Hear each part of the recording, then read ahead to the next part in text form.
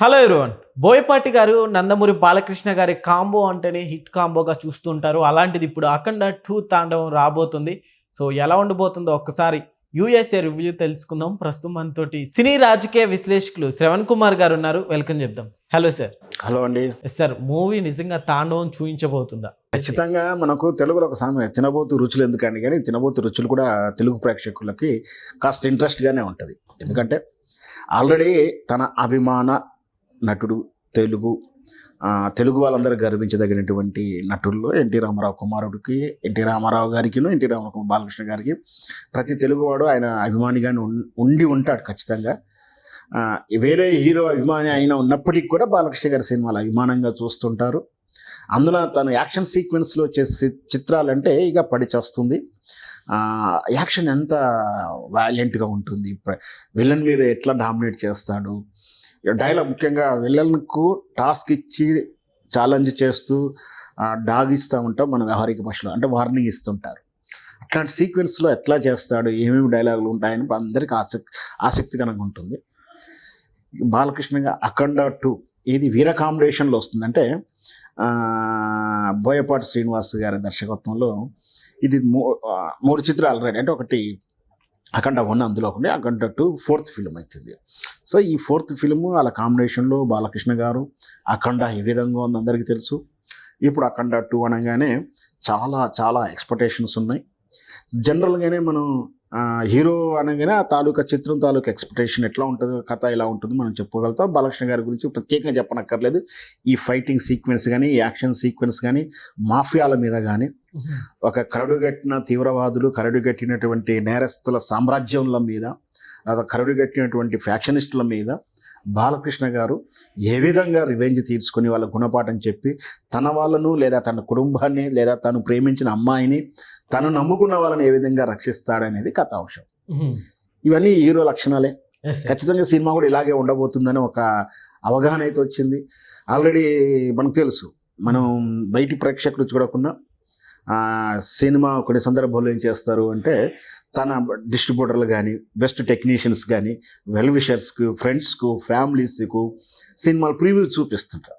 అలా కానీ యుఎస్లో కానీ కొంచెం ముందుగానే తెలుస్తుంటాయి. అంటే ఆ విధంగా అందిన సమాచారం ప్రకారం సేమ్ ఇలాగే ఇప్పుడు నేను ఏదైతే చెప్పానో, ఖచ్చితంగా హీరో తన నమ్ముకున్న వాళ్ళ కోసం అధర్మం తాండవిల్తున్నప్పుడు, విలన్ల అరాచకం కొనసాగుతున్నప్పుడు బలైనటువంటి తన కుటుంబము, వ్యక్తులు, లేదా ఒక క్యారెక్టరు, వాళ్ళు సహనం కోల్పోయే దాకా వీళ్ళు హింసించే విధానానికి ఒక హ్యూమన్లా వచ్చి రక్షించే పాత్ర బాలకృష్ణ గారు డబుల్ రోల్లో ఒక సీనియర్ రోల్ ఉంటుంది.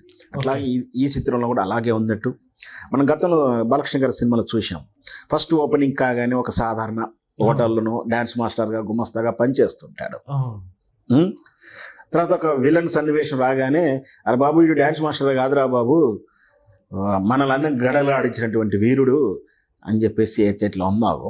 అట్లాగే ఈ చిత్రంలో కూడా ఆ తాలూకా ఫ్లేవర్స్, అంటే ఒక హీరో సాధారణంగా ఉంటున్నప్పుడు విలన్ నుంచి రక్షిస్తానికి ఈ సీక్వెన్స్, అంటే అఖండ గెటప్లో ఉన్నాడు, అంటే అఘోరా గెటప్లో ఉన్నాడు.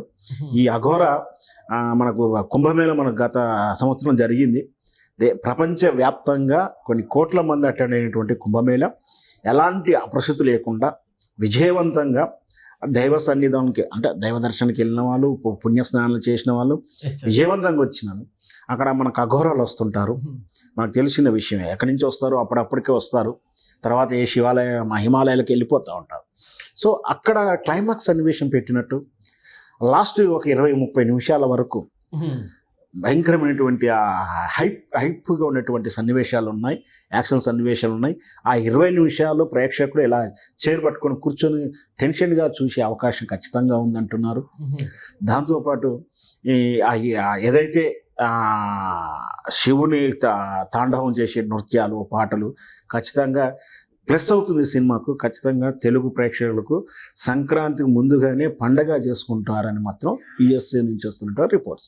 సార్, ఇప్పుడు ఈ మూవీలో తమన్ గారి మ్యూజిక్ అంటే మనందరికీ ఇప్పుడు బాలకృష్ణ గారి కాంబోలో రాబోతుందంటే ఇక బాక్సులు బద్దలైపోతాయని చెప్పాలి. సో మ్యూజిక్ ఎలా ఉంది సార్? మ్యూజిక్ ఇక్కడ అందరికీ చాలా మందికి తెలవాల్సిన విషయం ఏంటంటే, సినిమాకు మ్యూజిక్ అనగానే ఏదో పాటలకు మ్యూజిక్ కొట్టేసి వెళ్ళిపోతారు అనుకుంటారు. కాదు, సినిమా మ్యూజిక్ దాంతోపాటు బ్యాక్గ్రౌండ్ స్కోర్ ఆర్ఆర్ కూడా వన్ పార్ట్ సినిమాలకు. గతంలో ఆ మ్యూజిక్ ఆర్ఆర్కు ఒక ప్రయారిటీ లేకపోయింది. ఇది సరే ఏదో రెడీమేడ్గా ఉన్నటువంటి ట్రాక్స్ ఏదో వాడుకునే వాళ్ళు. అది శివకు ముందని చెప్పు, స్పష్టంగా చెప్పాలంటే మనకు తెలుసు శివనే సౌండ్ ట్రాక్స్ తోటి సినిమా ఏ విధంగా నిలబడిందో అట్లాగా అక్కడి నుంచి చూసుకుంటే ఇప్పుడు ప్రతి సినిమాకి కూడా ఒక సినిమా అంతా ఒక ఎత్తు అయితే ఆ సౌండ్ ట్రాక్ అనేది కూడా ఒక అసెట్గా భావిస్తారు. తమ్మనిచ్చినటువంటి మ్యూజిక్ కానీ ట్రాక్స్ కానీ అద్భుతమైనటువంటి సన్నివేశాలు, ఒక్కొక్కసారి ఆ ఉద్రేక్తమైనటువంటి సన్నివేశాల్లో థియేటర్లో స్పీకర్లు అదిరిపోయినటువంటి సన్నివేశాలు కూడా మనం ఆడపదప్ప విని ఉన్నాం. మామూలు వ్యక్తులు ఏదైనా అంటే సాధారణ సగటు మామూలు ఏజ్డ్ ఎవరైనా ఉంటే కూడా గుండెలు అదురుతుంటాయి అనిపిస్తుంటాయి కదా. సో అంత రేంజ్లో, ఎందుకు ఎట్లా యాక్షన్ చిత్రం కదా, తమన్ చేసినటువంటి సీక్వెన్స్ ఏదైతే ఉందో సూపర్ ఉందని, తమన్కి మనకు వంక పెట్టాల్సిన అవసరం లేదని కూడా రివ్యూ అయితే ఉంది. సార్ ఇప్పుడు మనకి మూవీలో చూసుకుంటే ఫస్ట్ పార్ట్ సెకండ్ పార్ట్ అంటే కంటిన్యూషన్ ఉంటుందంటారా? ఇదంతా మూవీలో ఖచ్చితంగా అదే చెప్పాను కదా, గతంలో మన సినిమాలలో చూసినా సేమ్ ఈ హీరోయిజంలో ఉన్నటువంటి ఇదంతా కూడా మనకు వెనకట హిందీ డాన్ చిత్రం, తెలుగులో అయితే యుగంధర్ లాంటి చిత్రాలు, చాలా సినిమాలు అదే. ఫస్ట్ ఒక అసాధారణమైనటువంటి మనిషి, అసాధారణ పరిస్థితుల్లో ఆయన ఒక సైలెంట్ కూడా, మనం ముఖ్యంగా స్పష్టంగా అర్థమయ్యే భాషలో చెప్పాలంటే భాష ఒక ఆటో డ్రైవర్గా కనిపిస్తుంటాడు, ఒక సాధారణ వ్యక్తే కనిపిస్తాడు. కట్ చేస్తే ఫ్లాష్ బ్యాక్లో అతను చేసినటువంటి ఆ బీభత్స కాండాలు కానీ యాక్షన్ సీక్వెన్స్ కానీ సినిమాకి ఎట్లా ఎసెట్ అవుతుంది అనేది ఇది సక్సెస్ ఫార్ములా. అట్లాగే ఈ చిత్రంలో కూడా బాలకృష్ణ గారు సమరసింహారెడ్డి తీసుకున్న, నరసింహారెడ్డి తీసుకున్న అలాగే ఉంటుంది. ఫస్ట్ హాఫ్లో ఎట్లాగో హీరోకి ఫజిల్ అనేది వస్తుంది, సెకండ్ హాఫ్ లీడ్ అవుతుంది.